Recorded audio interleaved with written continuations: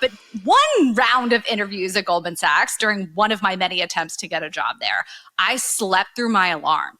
And that is just, I mean, listen, brutal. Of all of the things, you will hear people talk about what's important in terms of delivering on a job. And you'll find that a lot of people, as they get increasingly senior on the job, they're not the first people in on the desk, right? They're not going to be punctual all the time. And you get a lot of young people who say, why should punctuality matter to me? Why shouldn't you look at the overall portfolio that I have to offer? Look at my grades, look at my school, look at my major, who I am as a person. Doesn't that matter more than me checking some box of showing up at 7:59 for an interview that starts at 8 o'clock? And the answer is who are you? Like, I'm sorry, like new number who dis? Like, yes, you have to be punctual.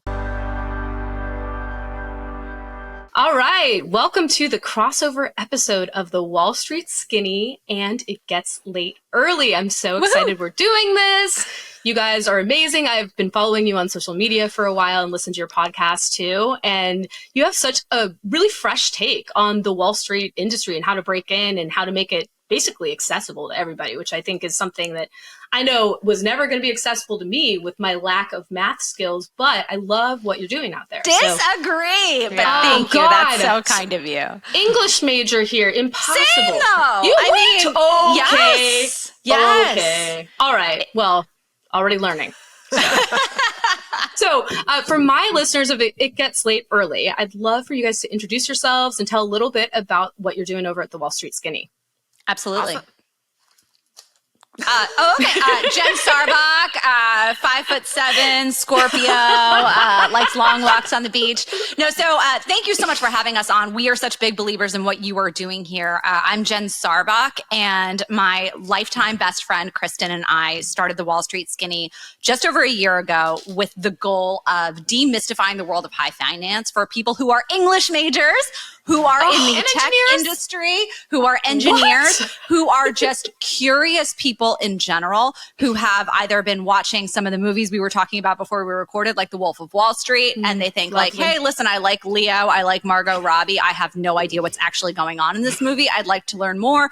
Or they're interested in pursuing some of the highest paying careers in the world and have no idea how to gain access to that industry. So that's our goal, that's what we're all about, and we are big believers in educating through entertainment and in empowering people from all backgrounds to just simply be intellectually curious and making this information as widely available as possible. So, Kristen, why don't you introduce yourself? Yeah. So as Jen said, we've been friends since we were 7, and we are turning 40 this year. So it's been a long time. But we both started our careers on Wall Street. Mine kind of was a little more convoluted than Jen's. I actually visited her in New York, and I was like, oh, I want to do this. But then because it's funny, I actually almost was too old as a college senior because I didn't have an internship when I was an infant. And so it was actually a really huge struggle for me to get my foot in the door. And it's actually just getting harder and harder. And so that was one of the reasons that we wanted to create our account, make this information accessible to people, because I just don't want people to figure out, hey, there's this opportunity that opens all these doors that I am shut out of for no other reason than I didn't know about it. And one of the other things that we're really trying to do is we just want to add a female voice to this space, especially this sort of online femme world is very masculine. And there's a lot of women who start in the industry again, like as you get older, or as you progress, the number of women does, thin out significantly. But at least in the beginning, there's a decent representation, but everything online is so masculine that we wanted to, have this other voice and also make this information available to people where they actually get information, which is on social media, which is via podcast. And so anyway, we started this, multimedia empire. Yes. About a year ago. And we're just having a lot of fun. So. And we get to hang out with people like you, which is amazing. Yeah. We've gotten to meet so many cool people through this process. You know, that is the single best thing about having a podcast. I will say, I'm like, anyone who asks me if they should start a podcast, I say yes, because they will grow their network and meet incredibly inspiring, cool people. And that's just the best. I mean, It's such a door opener, frankly. So I've loved it.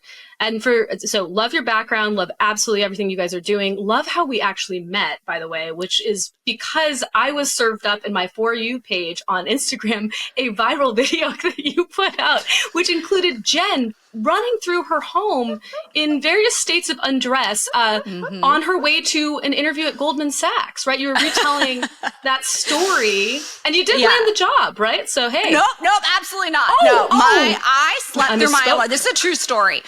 So we are very much a do as we say, not as we do type of educational platform. So my either junior year or senior year, I honestly can't remember which. I've interviewed at Goldman Sachs so many damn times in my life. Anyone who's ever gone through super days at Goldman can relate.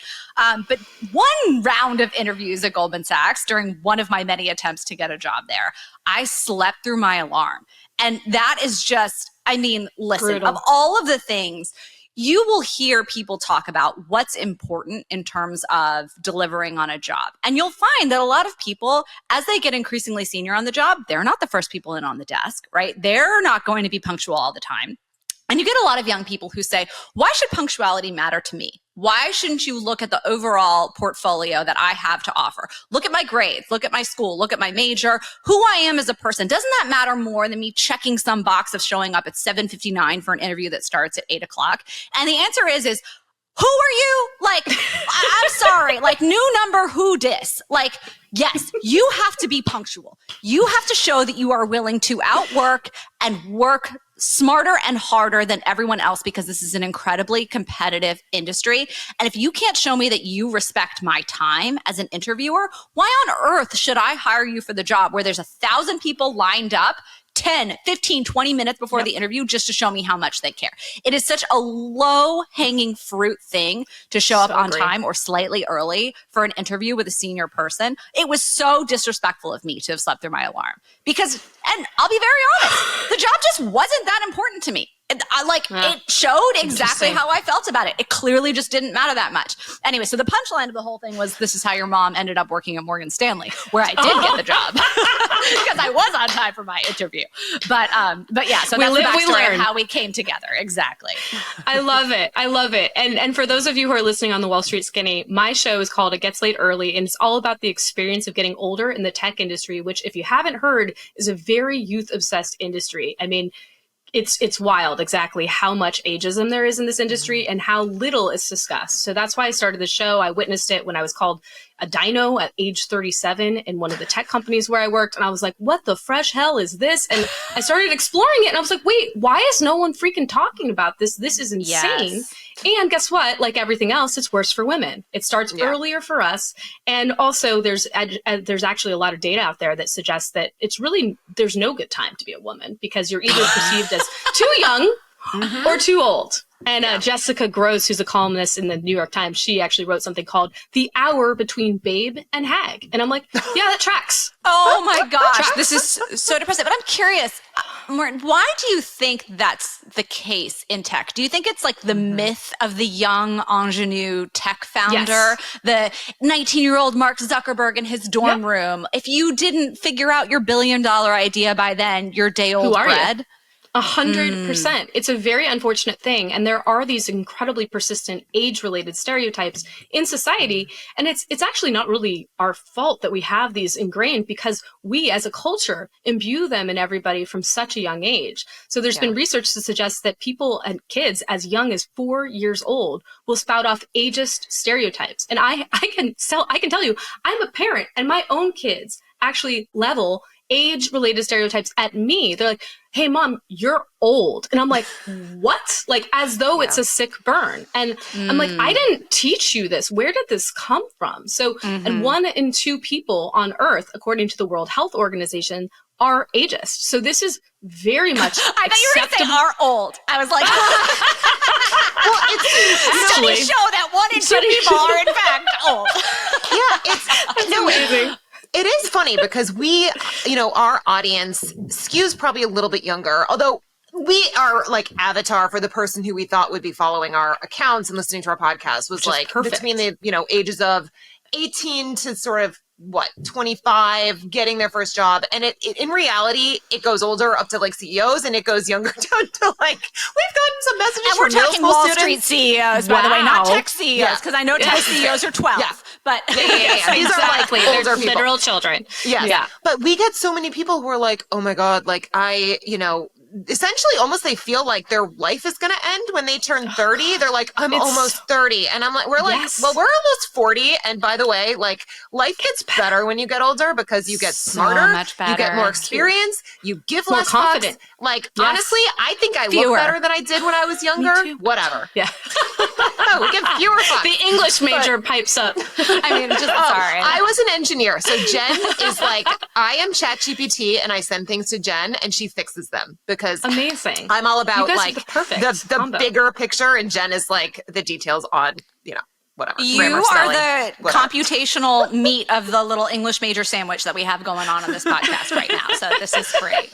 But no, That's it fantastic. is funny how I do think that people have this perception that it's like you hit this milestone and everything goes downhill. And it's like, it actually is the opposite. And I mean, I love talking sold to a my lie. parents, like my father, it's funny because he's now at like 74 getting more opportunities in the field that he is in than he ever did when he was younger. He's like, I keep trying to awesome. retire and people just keep offering more money because they want my experience. They want all this. And I will say, I do think in finance, there is less of the youth obsessedness. And I mean, like, look at Warren Buffett. He just had his annual shareholder meeting last, He's doing I think it was okay. past weekend. And he's what, 93? And like it's just, because people do recognize that experience can be helpful and that it matters and that you get smarter. Like, Yes. I don't know, like but- those reps help. Oh no, what I was going to say is essentially, you were talking about how there's this haste to get to the next level. There's this haste to make it, by a certain time, if you will. And it's like, there's undue pressure on young people, which is incredibly damaging to them. I mean, I can't tell you how many comments I get from younger people, even in my DMs saying, I feel this complete stress about making it and hitting all these accolades and getting to these milestones. And they're all just, I mean, they're basically imposed on us by society. And it's hugely damaging to have this ageist narrative, right? Because it creates so much malaise within the younger people. But then on the flip side, there's ageism that goes both ways, right? So there are people who will discount younger generations. I mean, think of all the things that have been leveled against Gen Z and millennials, snowflakes, privilege, all of those things that are said. So it actually really harms everybody. So, but in your industry, it seems that there's a bit more of the reverse ageism against the younger people, which is extremely damaging as well. I will say this. I think it does go both ways. One of the things that increasingly I think is a generational shift that is happening for millennials, Gen Z, maybe it's prevalent within Gen X too, is that this whole notion of retirement as this big bogey that you hit at age 65 has virtually disappeared from both a necessity standpoint and both a shifting cultural attitude standpoint. One, because interest rates were 0 for 15 years, so many people who were planning on saving and investing who otherwise would have retired at age 65 simply didn't have assets that were earning yield for them and couldn't.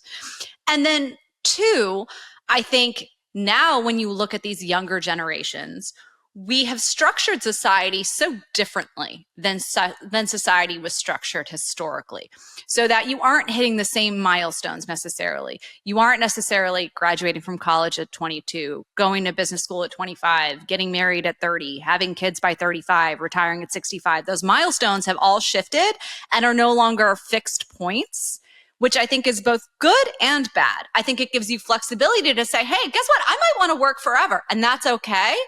I know that I fully intend to work for as long as I live.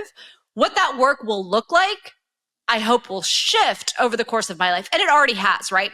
I left a desk job. I started a business. I've started another business now, right? I do what I love and get to call it work. That's a privilege, though, that I had to earn by putting in my time and investing smartly and saving and making hard decisions when I was young to now have that flexibility now that I'm a little bit older, right? So I never fully intend to retire. And I think that the experience I build doesn't necessarily look like the linear path that someone in a previous generation where the expectation was you're going to be a company man and you're going to work at the same place for 40 years. And that's how you build expertise and seniority. That has shifted considerably. But I hope that people don't mistake that for that means you don't have to work. You can do what you want when you're 22 and call it a job. It's like you have to earn the right to be an entrepreneur. That's fair. Yeah. Well, I think a couple of things. Like, number one, I would argue like two things that are contributing to that. The first is that, I mean, a lot of what we're doing is not like physical labor. So you look at someone like Warren Buffett, he can do what he's doing because he doesn't have to be out in the fields, like, you know, So shoveling true. stuff. And so you can continue to do that. If you're a nanny, then it's a little harder to continue to nanny and like work with young kids. Like at some point you probably are going to want to retire because it gets a little bit hard. But number two, I mean, if you look at just the structures that used to be in place, people would like get a pension, right? They would like join a job and then they stay there for the long haul. And then at some point they get a pension. And nowadays, I mean, that doesn't exactly Yeah, I what's mean, a some pension? firms still have it. I know. Yeah. What's a pension? So it's a lot more, the onus is on an individual. And like, yes, their Social Security is probably going to be gone by the time we are eligible for it. Like Can't none of count us are on going to that. actually contribute or going to get it. But I also think people get potentially bored. Like, I don't know. That's what I've seen with my parents. My dad he keeps trying to retire and he gets bored and he's like, but I want to be intellectually stimulated. Like I love golf and I'll play golf, but I want to do other things too because I find it You can rewarding. only play golf for so many hours a day. But I do think that the problem is we're in this tipping point where we haven't fully evolved social norms to accommodate that less linear path. So Kristen and I will get all the time, oh, well, you don't know anything because you only worked X number of years on Wall Street or whatever. And I'm like, yes, I definitely didn't learn a single thing while I was negotiating multi-million-dollar deals number of times every single day in the most competitive market of all time. I learned Definitely absolutely nothing. That experience brings nothing to bear. My relationships with C-level executives at the top firms in the world means absolutely nothing. You're 100% right, internet troll who's 25 years old. Oh my gosh. Right? So infuriating. You know, and so it's still like, oh, well, you need to have XYZ under your belt to say you're an expert. Well, we can't have it both ways, right? We can't welcome this entrepreneurial spirit and say that everyone can, you know, learn different things at different paces and also say you're not qualified because you haven't logged this number of hours doing the same thing over and over. So which is it? Right, exactly. So Exactly. I think Pick we a just need to lane. figure out, yeah, exactly. Or be able to hold two concepts in your head simultaneously, Oh which is my what gosh, I would encourage Americans- people to struggle to do. Americans don't do nuance. Like we just No, don't. everything is black and white. Everyone is either good or bad. There's either a malicious intent or a good intent. And it's like everyone is so cynical. And I feel like, again, we're in such a polarized environment where it's like, if you're on this team, then that other team is they're terrible. And there's no just like, okay, why is this other person believe that? Like, how did they Can get we all there? be on the There's same no team? curiosity. Wouldn't it be There's great? no curiosity.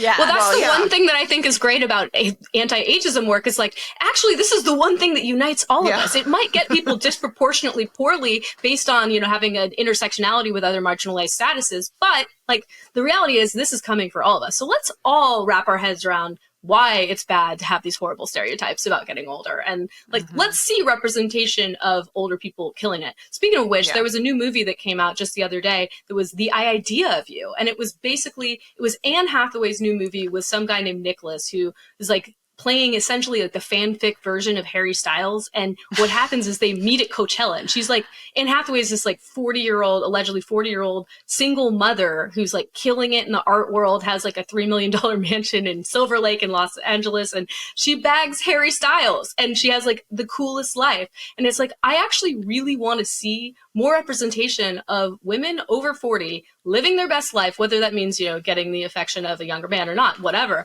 But like that reverse age gap, we don't see that in society. We see, you know, like a far older dude with a far younger woman, and that's normalized, but we don't see the reverse. So I actually, believe it or not, think it's quite an important film. I'm you know excited to who see it. I really like? Do you guys know who Aaron Taylor Johnson is? I think that's his name. I've heard the name. I think he's allegedly been slated to play the next James Bond. He was in Bullet Train. He was in, I watch nerdy movies. He was in like the Godzilla reboot with Bryan Cranston.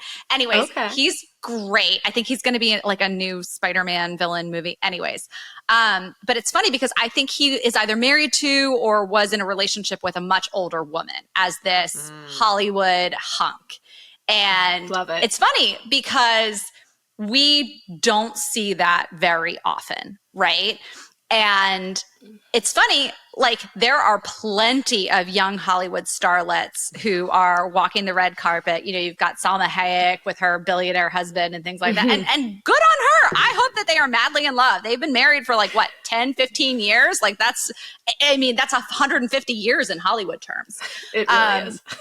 But, you know, I agree with you. I'd like to see more representation of women at all ages living their best lives. But I also think that it's a little bit dangerous to always have the implication be that living your best life is being with someone younger. 100%. Like, I think that that's something that we're so eager to see, like some representation. We're like, we'll take what we can get. But what does that really look like? Like, I don't want to be with a younger dude. Men in their 20s are a disaster. Yeah. Well, I was going to say, being in my 20s, we were all a mess. Well, I remember like Kim Kardashian when she was dating like Pete Davidson, and he's only like 28 and she was 40. And I do think, so, you know, because all of the people I think that Jen, you and I used to look up to when we were kids, whether it's like Sarah Michelle Gellar, right? It's like, I mean, not that Gwyneth Paltrow Buffy. was yeah, I loved Buffy. We are huge Buffy fans. We could do a whole podcast on Buffy. Yeah. But again, I do think that a lot of women who were icons, actually, maybe that's a better word, whether it was Kim Kardashian, Paris Hilton, I mean, J-Lo, like you go through the list of them, Gwyneth Paltrow, and all of them are obviously, I mean, Gwyneth Paltrow just turned 50, you know, the Kardashians, like they're all in their 40s, and they all are seemingly living their best life. Like J-Lo just got married to Ben Affleck. Like, I don't know what their age difference is, but I don't know. I just feel like there definitely does seem to be in the Hollywood arena that some people are starting to just put out like, this is me living my best life. Yeah. And show that like the perception that we had when we were growing up. I know there was a video that went viral of all the people who in our heads were the like 27 to 36 year olds. It was like George Costanza. It was Frasier. It was like, you know, when we were growing up, that was the vision of these people in their, I mean, gosh, 20s and 30s. And they look like what we think of as someone who's 50s plus. And by the way, there's a lot of people who are 50 plus and living amazing lives. And I don't know. It's interesting because I think the perception is starting to get like that you can, it's changing. And I mean, even yesterday, actually, I saw a video of, I think it was Tyra Banks, and it was like, she's like, this is not what I thought 50 would be. She's like, I thought of like Granny, and she's like, I'm, you know, that's not even. Well, listen, I mean, we've made great strides in medicine. Botox has been invented. Should you choose to partake, which I definitely do. As do I. But also, I think there are so many people now who are 40, 50, 60 who accomplished things in a time when they were breaking fresh ground. And that's why we're able to reimagine now what these ages look like. Yes. Right? Versus people who are products, right? So everything kind of has a time delay on it. So by the time the current crop of 20-year-olds are 40, 50, 60, God willing, they'll be like, oh my God, 40 is the new 5, 10. You know, whereas we're like, 40 is the new 30 right now. It's definitely changing. I mean, even if you just juxtapose the representation of people in their 40s and beyond from, you know, like Golden Girls to, and just like that, the reboot of Sex and the City, it's like, that's a Which is unwatchably difference. bad. I'm sorry. Oh my God, it's so terrible. I can't, terrible. I mean, it's so sad though. I can't turn away exactly because I feel like I grew up with them in some way, but I'm like, I turned away. You know what? I applaud that because it is excruciating viewing. It really is like, very God limited damn it. TV time, just mentally. Fair. So if it's not, Summer House is now that Shogun's over, Summer House is literally the only thing I'm watching these days. And even that's not that good. I probably need to get in on that. That sounds like a pretty good one. We need to watch Baby Reindeer. I've heard that's good. That's my next show. Is it better heard than of that. Stalker? Yes. Ooh. It looks like a show that I would not want to watch. Yeah, but you it's- get really scared very easily. I was going to say this sounds. The only reason you were talking about this is because Not Skinny But Not Fat was talking about this, No, and so now I you didn't feel like even- you need to catch up. No. It actually was because my friends at Betches. Betches was watching I it too. love Oh. Betches. Betches they've been around forever, and they are so incredible. Yeah, they're really good. Yeah. They're I love that. ludicrously good. Sammy, I'm like, I don't know. She's very smart. I like her takes on things. Hot takes. So, one thing we haven't really talked about yet is, we could probably spend the next hour talking about, reality TV and all those things. But getting back to a little bit more of a subject at hand. So finance and tech both seem to be pretty dominated by dudes. And I just wanted to kind of open it up for discussion to talk about, like, the bros are really kind of at the helm of both these industries. You got the tech the bros Wall and Street finance tech bros and finance bros. Like, they're the two bros, right? So, like, I guess I'd just love to hear a little bit about what your experience has been like as a woman in these very bro-heavy cultures. So I actually want to push back on that a little bit. I do think Go for that it. historically, finance was an industry that, listen, in the 80s, 90s, when the culture of Wall Street was really forged in the American psyche, there was a lot of truth to the fact that there were an overwhelming male participate. What am I even saying? That there was an overwhelming number of male participants in the industry relative to women, that women were effectively shut out of the industry unless you were an administrative assistant, unless you were in some kind of, very low role, or unless you were just a one-off trailblazer. That has objectively shifted significantly since then. And now when you look at the numbers of incoming analyst and associate classes at these firms, especially on the sell side, where there's been a huge deliberate push from companies to hire more women and more diverse incoming analyst and associate classes, it's simply not the case. You are seeing a ton of women coming into the industry. However, Kristen mentioned this earlier. Yeah, exactly. We do tend to see significant attrition as people climb up the corporate ladder within these firms for a number of reasons. One is a lot of the culture on the sell side of Wall Street is that it's an up and out culture. You're here for 2 years and then you're supposed to go somewhere else anyway. So you're going to lose a lot of people anyways. Yes, naturally, especially on the corporate advisory side, where the expectation is that historically you either went back to business school, you went to a private equity firm, you go to an equity long short hedge fund, something like that. Sales and trading, the side of the industry that I was on, used to be more of a life sport. However, it has increasingly become more of a talent farm for the buy side as well in recent years. So you are starting to see more of a culture of up and out to hedge funds, asset managers, things like that.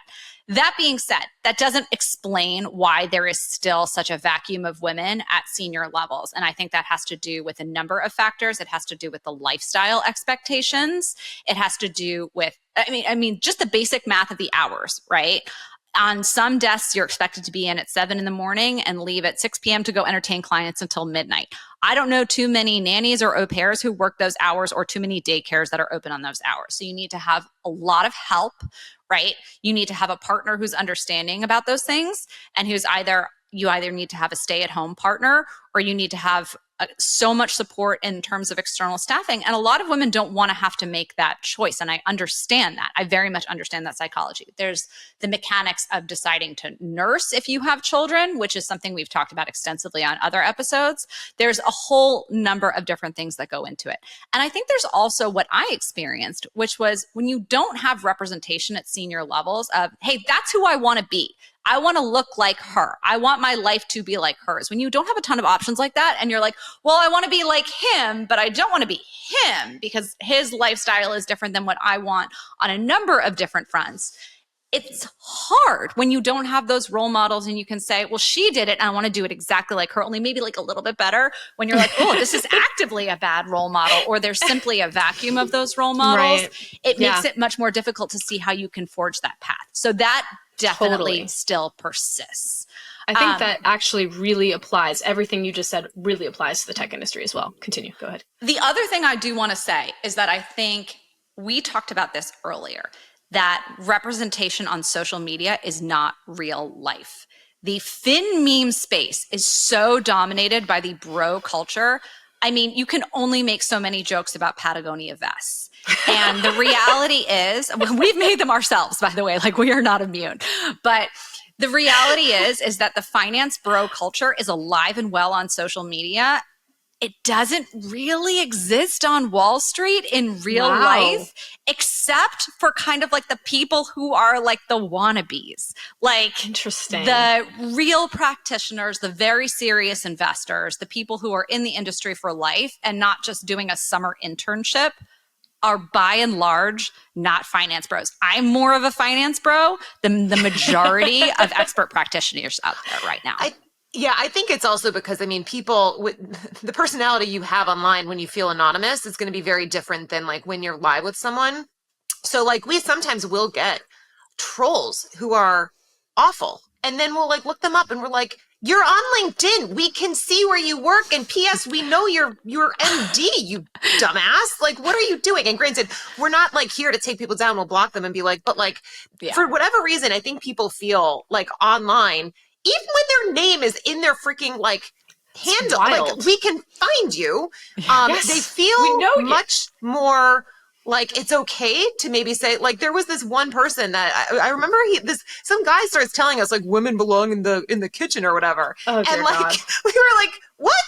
And we could find him on LinkedIn and he was a banker. And we were like, I mean, I don't think he's saying this when he's around. I mean, maybe he is. I think though people are a little smarter when they're in person. So I do think people behave a little better.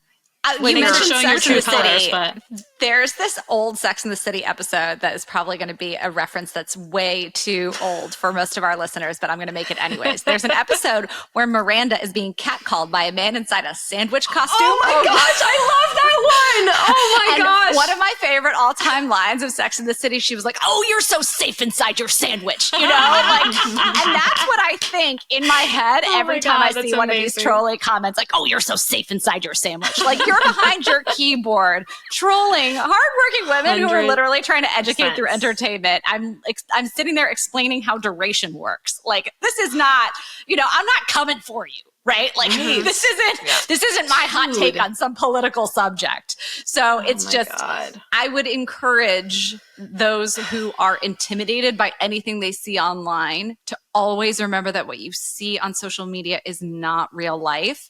And to try to seek more diverse representation. Hopefully we capture that both in the tech space with you and in the finance industry with us. For sure.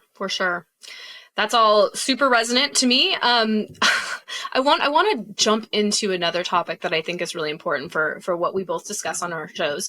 And that's basically the concept of being too late, right? So if I, as the English major that I am, wanted to say, I used to work at Bloomberg, by the way, so I've got like a little bit of street cred, although I was also referred to as a literal hood ornament at one point. So that was lovely because there's fun for you. Diminishing. Yeah, it was one of my husband's associates who mentioned that I was a hood ornament because I was a young woman working at Bloomberg.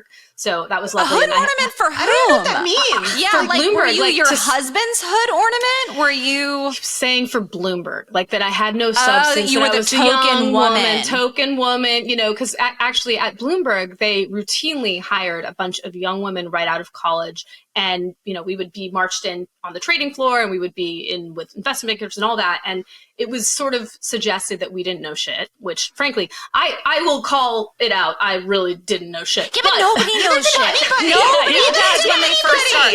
Everyone starts somewhere. How are you going to learn? Exactly. I completely agree with that. But this guy sought out to just actively diminish me and said something like that. And my husband reported it back to me and I was like, you need to go tell him off because it was like so offensive to me that he would suggest that I was a quote hood ornament.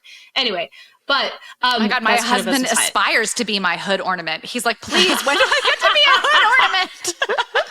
That's amazing. Yeah, my husband would love that too. He's like, so this podcast, Maureen, let's go. LFG. But yeah, no, it was definitely disturbing to see that was kind of the sense around. And that was something that I don't believe was unique to this one individual. It was like, oh, the Bloomberg girl. Like we were called the Bloomberg girls. And it boils my blood and makes me want to hurl whenever I think about it because it's so incredibly offensive. It's certainly ageist. It's certainly sexist. You know, there were Bloomberg bros too, Bloomberg young men, and they didn't get called out for being, quote, hood ornaments. And so anyway, it was very disturbing. But, you know, I think about people who want to break into both of these industries after a certain age. And I know my perception of how difficult that is in the tech industry, but I'd love to hear from you guys. What's it like in finance, you know, maybe for both genders, but yeah, I'm curious your thoughts on that. I mean, unfortunately, it's hard. And the reason is mostly, I would argue, because of just like the recruiting cycles. There's really two entry points that are going to be the most straightforward to get a job. One is right after college, but by the way, you have to back up and you have to have had an internship, usually starting your sophomore year, junior year internship, then you get a job as a senior. Or after business school. Now you also have like a master's in business, or sorry, a master's in finance potentially, but that's probably more like a quantity type job. But they're, you know, 30-ish is probably around, like, actually, I don't know what the average age for going to business school, but that's where people usually will enter. The problem becomes, and again, part of it depends on like what is the role that you're looking to get into. Usually when people are coming to our account and asking about breaking in, they're not asking about breaking into like, you know, middle office, back office. They want to be in private equity. They want to be in investment banking. And again, if you haven't gotten in via those entry points, it's very hard. Now it is possible. And we need to get him on the podcast. One of my former coworkers, he joined an investment bank at age 40 with 5 kids. Like he joined as an associate. And the levels for people who aren't familiar, it goes analyst, which is basically right out of undergrad. Associate is right out of business school. So usually because he did have his MBA, but he didn't get in right after business school, but he networked his way. He networked like hell, he got in. Problem becomes too, is just the number of hours that, and the expectation of how much you're working becomes very hard with family. And I do think that, can people do it? Yes. And actually, Jen and I, we got a message from someone. I don't know if you remember. This was like when early on, we started our account. We got a message from someone who said, I just had a baby. I have an offer to go to like a bulge bracket investment bank. Do you think I can do it? And we were like, we've seen people do it. And she did it. And she's messaged us. She's like, I'm so happy I did it. Thank you. Yeah. She loves her That's so job. awesome, you She's doing guys. great. She has a lot of support from her husband. And a lot of support from her firm, by the way. She has been very vocal about that. Awesome. Yeah. But so go ahead. The answer is yes. Like you can network like hell and you can break in. That is more of the exception versus the rule. Usually for people, if they want to break in, an MBA is going to be the easiest way to do it. Again, networking can work magic. Yes. You got to really, really fight for it. You got to have the grit. You got to have everything. Like the stars have to align. There's a little bit of luck. Look, actually, it's mostly luck sprinkled on top. So it can happen, but it gets harder the older you get. And that's why, I mean, that's what, going back to why we started our account. We started our account because like we want people to understand what this landscape is, because it is easier if you're younger. So if you happen to get served a video as like a sophomore in college, like great, that's amazing. Because now you have got the optionality and you can then decide if you want this or not. So Jen, what were you going to say? No, those are such great points. It's a structural characteristic of the industry that it is built as an apprenticeship model. That's why we talk about internships. That's why we talk about the recruiting cycle. It is an apprenticeship model. And I think the reality is many people who discover that they are interested in finance when they are 30, 35, 40, after having done something else, what they really want to do is they want to be a portfolio manager. They want to be an investor. They do not want to be an apprentice. They do not want to be an analyst who's booking hundreds of trades over and over again, going through those reps, hoping that they glean something about how interest rate swaps are traded. They don't want to be the person who is updating comps in the model every single night until 2 a.m. as an investment banking analyst, hoping that they glean how a company is valued, right? That's not what they want to do really at the end of the day. Unfortunately, the industry is set up that is what you need to do, generally speaking, in order to reach those higher echelons.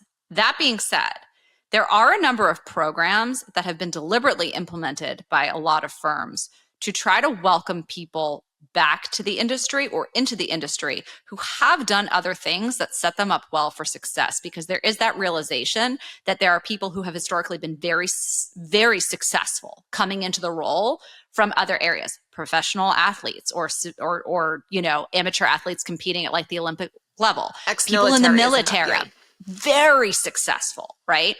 And when I was at Barclays, I think it was, they had something called the Encore program, which was specifically geared towards women who had taken time off to go raise little kids to try to ease them back into the industry. I don't know if that program still exists, but I know that other banks have something similar that goes by other names, right?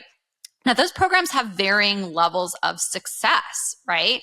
So banks are only going to do what's in their best economic interest. And if those programs don't work, if they don't produce great results, they are not going to invest in them, right? So it goes both ways. The one other thing that I wanted to say is that, to Jen's point, like the reps that you put in when you're younger, they actually do matter. I mean, like, that's why you can do a 2-year investment banking analyst program or whatever, and you can come out and it's like you've worked like 5 to 10 years because of all of the experience you have gotten because of how much you're working.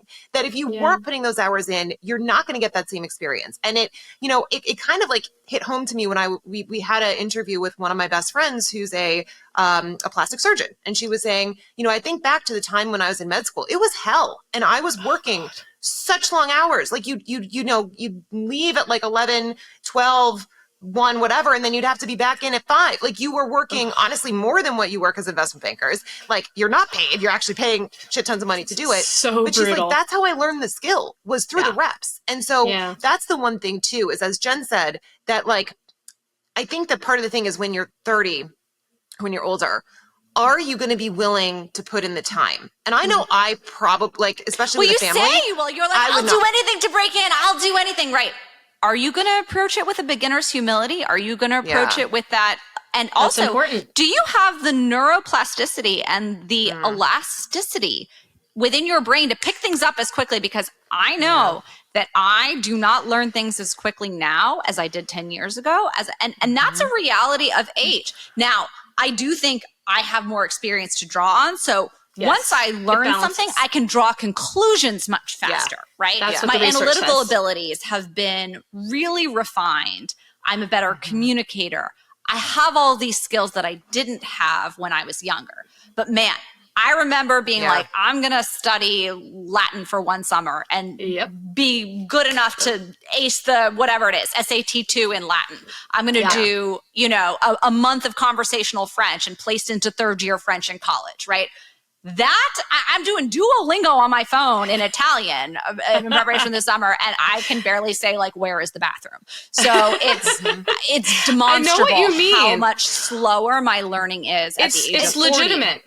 And I used to see it because I would go to, again, banks, business schools, undergrads, and I would do the training programs for the new hires. And I saw a massive difference between the analysts and the associates. The analysts picked things up so fast. They were so smart. They were so bright because their brains are just open. They're like these massive sponges. And the associates, right, you would think that they would be better because they've studied like the analyst level. You had the English major like Jen. You had the engineer like me who had never taken a freaking economics or whatever class in my entire life. Yeah, it's like you, exactly. And so it's one of these things where it's just, you can see it even in like people in their 20s that you just, again, your brain, as Jem said, it does lose that neuroplasticity. So it does make it, I think, a little bit harder. But there's also, again, the lifestyle. And I think that like as you get older, you kind of just have less patience for shit that you don't want to do. That's how I am, right? Like back when I'm like, shoot, I have to get in this time. That sucks, but I'm going to do it. Now it's like, I'm like, I don't want to do that. I'm not doing, you know what I mean? It's just like, well, I don't care about that, you know? I do know what you mean. 100%. You give less fucks, which is a problem. You become a managing analyst, which is what we used to call them, an analyst with a managing director's mindset. You know, and that's going to be the consistent trade-off that comes with age, right? With that experience comes wisdom and comes like external inputs that you can say, hey, listen, maybe this is the way you guys have always done it, but I have these other things that I can bring to bear. Maybe that's going to make me more creative. Or you have to unlearn 20 years of thinking in other directions that were really, really useful for what you were doing. You may have had misconceptions about how things worked, right? When SVB went under, I remember Kristen being like, I've been teaching how duration works for 15 years. I still didn't understand that you could lose money on treasuries, right? I was told they were a risk-free asset. I didn't understand that they had duration risk. Well, no. Yeah, well, because it's more about like how, as a banker, how you view treasuries. Like as a banker, Right, you think but about so- it in the context of you're valuing an investment, the risk-free rate that you use, right? So it's not one of those things that you think, oh, I'm going to invest money in treasuries and lose money, even though of course it makes sense. Right. And so you almost had to unlearn how you'd been thinking about this one asset class for 20 years, even though you were not wrong in how you were thinking about it for that application. Right. But you weren't thinking about it from an investor mindset. So now imagine if you'd been in a totally different industry and learned that, right? How much harder it is to then bridge those cognitive gaps to become an expert practitioner now at a much older age. It's hard. It absolutely is hard, and everything you said is super resonant, and I have seen it play out in terms of my career and seeing different people at different life stages and career stages come into the organization. But I think what it also really encapsulates for me is the value of age diversity and employing people along various stages and ages of their career and how they can make for a better team, right? Because you have the diversity of thought that comes in there, the diversity of brain power and what they're good at, right? And all of that scientifically is proven, what you've just discussed, right? So I think, what we really need to do as organizations is employ people across the age spectrum and increase the ability for people to work intergenerationally and learn from one another, right? Like if you actually put, if you put a young person with that super great neuroplasticity in their brain alongside someone who'd been like in the trenches for a while and had a lot of life and work experience, think about the quick decisions that could be made that could be really impactful and can actually drive business outcomes, right? Better business outcomes, because as we have already said, no one's going to do shit unless it actually produces better business outcomes and more money, more revenue. Like literally no one's going to do anything. So, that's the shining star. That's a North Star, another tech term that I hate. We don't have that. We haven't heard that a lot. Oh God. It's so I was going to say, it Star. is interesting because obviously like at banks and at a lot of these in finance, there is this very hierarchical age-based structure, right? It's like you start at this level and then you move up and then you move up and then you move up. Yeah. And so you do have a lot of those like different generations because this is, that's like how the industry works. It's like where your MD is going to come from. They got to come from down here. Which got structured. So whereas I feel like in tech, if you have a 22-year-old who's starting a business, like they don't need to hire older people. They can just hire a whole bunch of people that are They hire their friends. They hire their exactly. friends. Right? Yeah. So it is a 100%. very, it's interesting how there's so many similarities and yet it actually seems so different at the same time. No, it's true. It's really just true. interesting. Tech, Yeah. I think tech's problem is that they when you have young founders who don't have a whole lot of work or life experience, they don't know what they don't know, right? And that's why I actually look to the venture capital firms. I'm like, why aren't you guys helping your founders and your portfolio companies, which skew younger often, right? Even though the data shows that the most successful tech founders of all are actually 45 or over, which is interesting. And yet they're all looking for the next Mark Zuckerberg or Sam Bankman-Fried. Sam Bankman-Fried. We know how that turned out. Yeah, exactly. Like, come on, man. Like, it's wild. But and the thing with Sam Bankman-Fried is that there was no adults in the room. Like that was literally the problem. There was no yes, there was no everyone's adults in the room. Oh my gosh, I just listened to a podcast about Sam Bankman-Fried and the book that Michael Lewis wrote. I think it was called Infinite.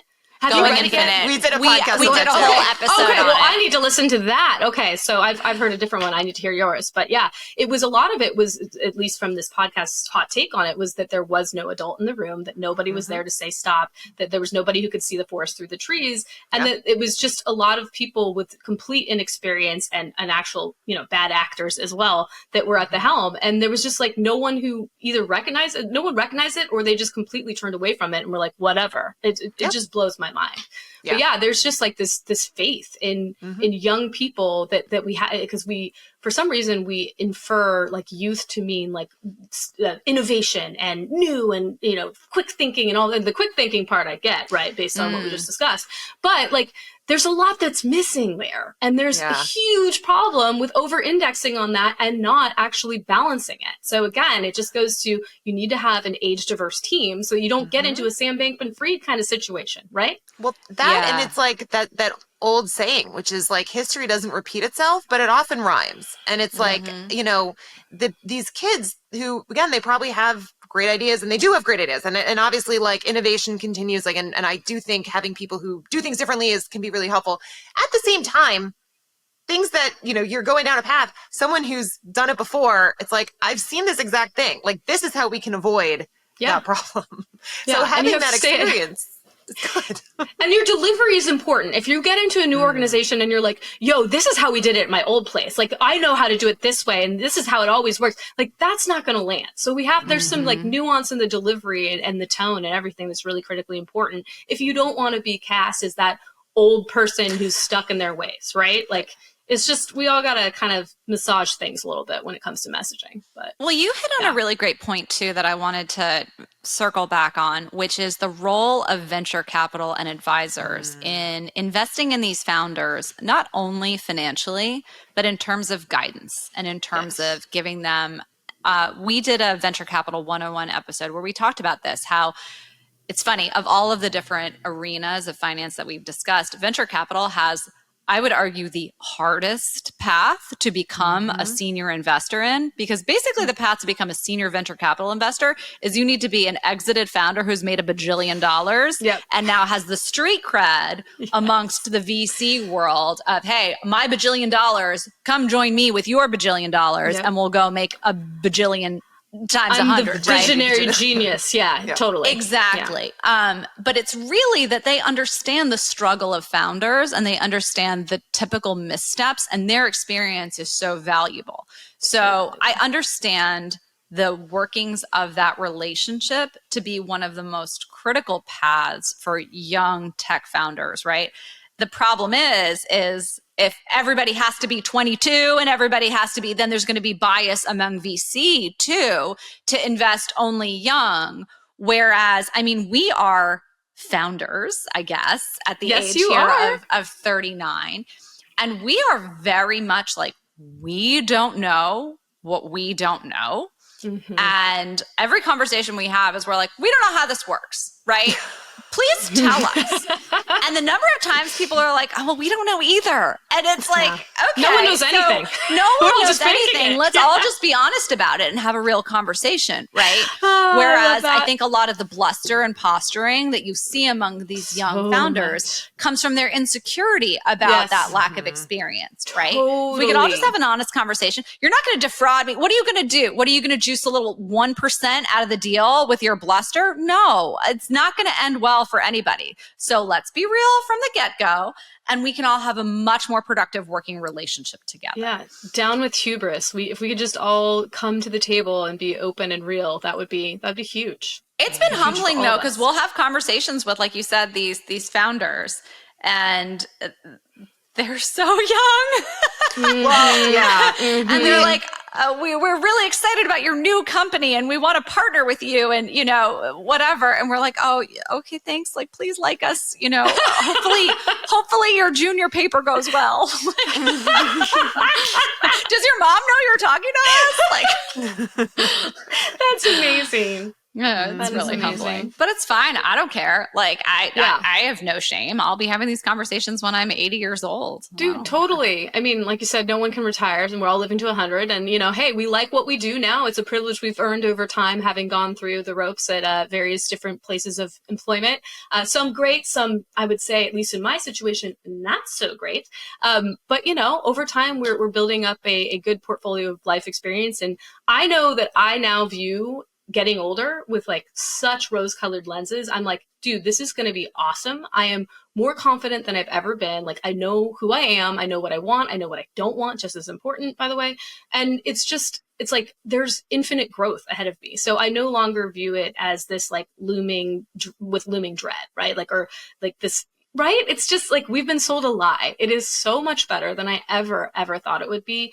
And I think we as women, we have a really hard time with aging because of the, prevalence of the beauty industry and society and being told that we're used goods after 35 by certain people, some of whom may have been in power. Anyway, but like, it's just, it's brutal out there. And I am so happy to see now more and more women who are being the example that I hope to one day achieve myself. Like, I just think there's so much ahead of us, and I'm super pumped. Yeah, no, I was going to say, it's so funny. I remember like the most insulted I ever got by anything, I think was my, This is so sad. The paperwork in my doctor's office, I had my kids at 30, almost 34, almost 36, almost 38. So it was 30, whatever, it doesn't matter. And I remember when I was pregnant, I was 35 with my second, and it was like a geriatric pregnancy. And I was like, excuse me? Like, what did you just call me? Like, what? Yeah, no. I was like, ludicrous. I can't believe how insulted I am by my paperwork. Like, what? Like that term needs to go. That They term need a new needs to term. go. Like, give me a break. I mean, people are having children later and later is the norm now, right? Like it's pretty common. My mom had me at 38. My mom's mom had her at 38. My grandmother had my mom when she was 38. And then my mom had me at 38, my brother at 40. So like, to me, I was like, I'm young. I'm young. I had all three of my kids before my mom had me, and I was her first. I was like, I'm a freaking spring chicken here. You sure are.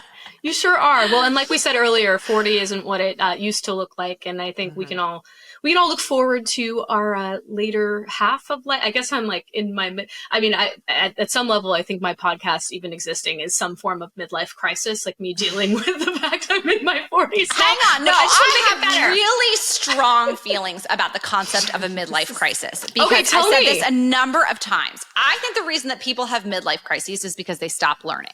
They either reach a point in their career where they have become so siloed and they are the expert in something and they are terrified to ask a dumb question because it's like, you should already know this. You're the expert. You're the whatever. So they don't want to have that beginner's mindset, right? They also, because they're not learning new things intellectually, they stop learning new things about themselves emotionally, right? And they're like, well, I guess this is it. I guess I'm stuck with this person or stuck with these kids or stuck in this house. And that's why they go and buy a convertible and have an affair, right? This is my bed. I better lay in it kind of thing. Right. Like this is all it's going to be for the rest of my life. There is, yeah. Whereas I think one of the things, and frankly, I think that the stereotype was always like, that's the wealthy midlife crisis, right? But I think actually that the wealth that the millennial generation is now building up and is inheriting from the boomer generation, talking about this huge wealth transfer that's taking, is putting millennials in a place where we can say, hey, listen, there's no reason to stop learning and stop growing as a person at the age of 40. Go take a risk, right? Like, that is one of the greatest gifts that wealth can give you is the ability to take a risk. And I think that what's happening is that the old trope of the midlife crisis happening to like the wealthy upper class people, that's unfortunately being transferred to those who are less financially privileged because it's like, oh my God, this is it. I still need to, I was promised this dream of owning a home. I can't afford a home with 8% rates, with mortgages, with home prices at all-time highs. My savings are non-existent because I had these student loans that I was burdened with, right? I didn't go to the right school and I didn't break into the right industry. I'm living paycheck to paycheck, right? So what I think is happening is that there's becoming just a greater stratification within our generation between the haves and have-nots. And the wealthy haves now have the privilege of going out and learning new things. Something new. Yes. Starting a new thing, right? Like how great for us, right? And we are also privileged to be in that position. And that is the 100%. Gift of age. And the curse of age has now been transferred to those who weren't born on third base or who didn't get lucky early in their lives and didn't make those smart investments for whatever reason, most likely through no fault of their own. Exactly. And now they're going to be the ones who unfortunately have to suffer through the midlife crisis because guess what? Nothing's going to magically turn that around. You're not going to suddenly hit the lotto. And that's why these people are saying like, oh my God, maybe I'll go be an Instagram influencer because I'm like, maybe I'll hit it big, right? Like, Jen, oh God. Kettle. I know. Well, I'm joking about it because that's what we've done. And everyone's like, oh God, midlife crisis much, right? And we're like, hey, listen, I did not want to be dancing on social media at the age of 40. However, such is life. And now I have to be because that's where my audience is. Yeah, exactly. Here we are. But it's really a shame, right? How that whole midlife crisis has now shifted to become something that impacts disproportionately, I think, people in less privileged positions. There's so much wrong with the gap and the chasm that's been created. I mean, it's just been absolutely blown to bits over COVID and it's stunning that that disparity in wealth and inequality. It's heartbreaking. And I think you're right. I see shades of what you're discussing for sure in terms of even it impacting something like a midlife crisis, right?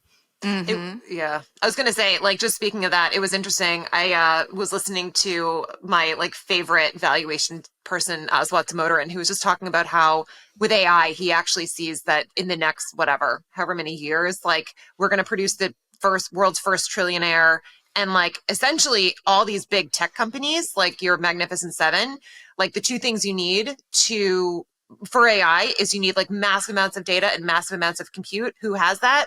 These large tech companies. So basically it's like they're just going to keep running away with it and like getting wealthy. You know what I mean? Like, and it's like, that's not what we want. Like we want, it's like you want to have these little startups. And it used to be that it would be like the little, like the scrappy, startup, right? The like Bill Gates in his basement and Mark Zuckerberg. And now it's like, basically they're so far ahead that like nobody else is going to be able to like catch up. Although I feel like Perplexity is, but anyway, it was really interesting. It's all a self-perpetuating cycle. The amount of airtime devoted to talking about AI, to who is going to be the next big player in AI, to who is going to develop the tech to compete with the existing AI that hasn't been developed yet, blah, blah, blah, blah, blah, right? How about this? How about we devote some of that mind space to how to help the young generation right now that feels so disenfranchised.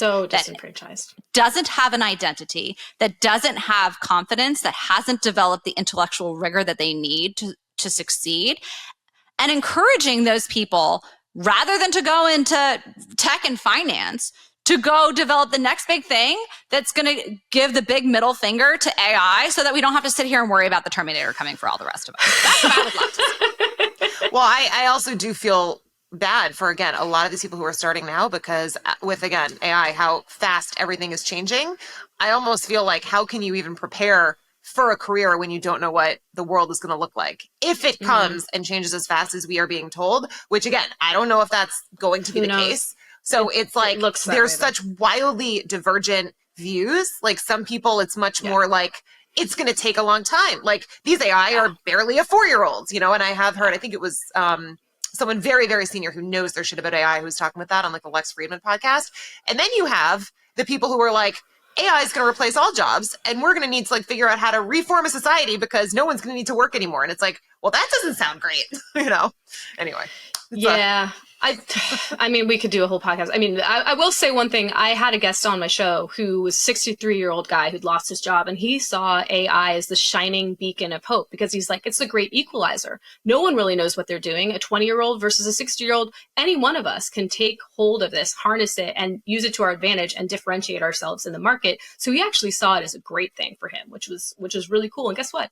He got a job at age 63 in the tech industry, which I'm very heartened by. And by the way, we talked about the power of networks earlier.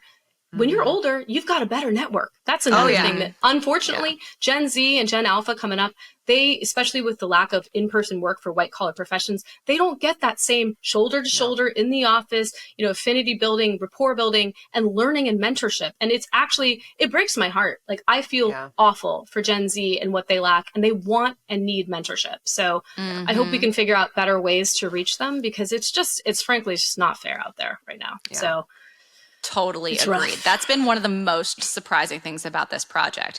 People used to ask us all the time, what do I do? What do I do? And we'd be like, well, just network. And they'd be like, I'm sorry, what does that mean? Yes, and we'd be like, no, like call someone, write an email. Like they'd be like, God. Do you have a template? Like how? Yes, and I'm like, exactly. What do you mean? Do I have a template? Be a human, write a sentence. And then I realized that this is just like a huge cognitive gap in the social and emotional learning process that's happening right now, because this is a generation that's been raised talking to robots effectively, right? Yep. They're interacting with a ManyChat on social media, thinking it's how you interact with a human. And that's the whole thing, right? So I don't know. I mean, I'm sitting here advocating for a phone-free campus for my kids' school. So I'm clearly on like the very opposite end of the spectrum. It took me years to even accept the idea of getting a Kindle because I like the feel of physical books. And I thought it was, but then I was like, but the lighting aspect in the middle of the night and I don't have to have that flashlight clipped to my book. I'm sold. Clutch. Right. I've burned through like 5 Kindles now. Like they like literally fall to shreds. So listen, I get it. I'm okay with technology making our lives better. But the whole point of any business is that it should solve a problem that people have, right? I have not seen any compelling evidence that any of this AI is solving real problems that people have that are impacting humanity writ large. They are making infinitesimally small incremental changes to very small problems that a very small select group of people have. Now, that has a huge delta in terms of how much money is being made, but AI, I hope it can be used to solve climate change and things like that. But frankly, I don't think that's how it's necessarily going to be deployed, because that's not where the big money is. I don't know. I heard a really, again, interesting like startup where they basically are using AI in the gene sequencing with like CRISPR. I don't know if you know, it's like the gene editing. And they've now figured out how to like leverage that and like make new cuts like by adhering to new proteins. And so I don't know. I think the application, like I think that sounds like a good one. Yeah, good job, guys. Like I do think there's potentially, like the application could be again used for very good things. Again, like the whole CRISPR thing and gene editing can also be freaking terrifying. Like it goes both ways. It's like you can solve things like sickle cell anemia, like you can like help make people not have diseases where we know they could have, like there's great things that can happen. And then I also don't want it to be like, oh, well, you know, I just want to have a child that looks like this and doesn't have, you know, I want them to be blue-eyed and like what, you know, it's slippery slope, man. Yeah. It's again back to the concept of nuance and shades of gray and everything not being, you know, exactly so distinct, black and white, right? But so let's cross our fingers. I'm a little terrified with, you know, like essentially an arms race that's unregulated by for-profit companies doing the AI stuff that they don't even really understand the power of. That's another side note, but guys, this has been so much fun. I could talk to you for hours, but unfortunately I have to get on a plane to go to Las Vegas to a tech conference, which will be hopefully quite fun. But I have had such a blast. I'm so happy to know you guys. I'm so happy that your social media even reached me, which doesn't really make sense because I'm not in your target demo. But hey, aren't you though? I mean, in my mind, I am. I'm still 29. You 1,000,000% are our target demographic because now you know something about finance that you didn't know. Woohoo! Yes, that's all that matters. That's great because it's been a long time since Bloomberg. And I mean, back with the brain plasticity, I had to study my tail off to get through like just the initial Bloomberg 101. And oh my gosh, I was like, this is completely Greek to me. But anyway, this has been such a blast. I will definitely link in my show notes how to get to you on social media and on your website. We will do the same. Wonderful. Anyway, thank you so much, you guys. I'm really happy to be in your orbit. So we are so grateful for your time. We're happy to call you a friend, and hopefully this is the first conversation of many.